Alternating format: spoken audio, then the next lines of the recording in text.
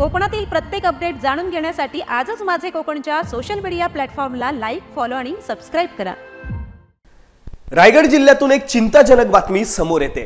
रायगड जिल्ह्यातील रोहा तालुक्यात उपजिल्हा रुग्णालयाचा भोंगळ कारभार समोर आलाय। 11 वाजून गेले तरी रुग्णालयात ओपीडी डॉक्टर्स उपलब्ध नाहीयेत। यामुळे नागरिकांसह रुग्णांना मोठ्या प्रमाणात हाल सहन करावे लागत आहेत। रोहा उपजिल्हा रुग्णालयाच्या अधिकाऱ्यांशी याबाबत विचारपूस करण्यासाठी गेले असता अधिकाऱ्यांची खुर्ची देखील रिकामीच पाहायला मिळाली। या प्रकारामुळे रुग्णांचा नक्की वाली कोण असा प्रश्न समोर येतोय। या संदर्भात जिल्हा आरोग्य अधिकारी यांच्याशी आमच्या प्रतिनिधींनी संपर्क केला असता त्यांनी सुद्धा पत्रकारांचा कॉल न उचलता दुर्लक्ष केल्याचे पाहायला मिळाले।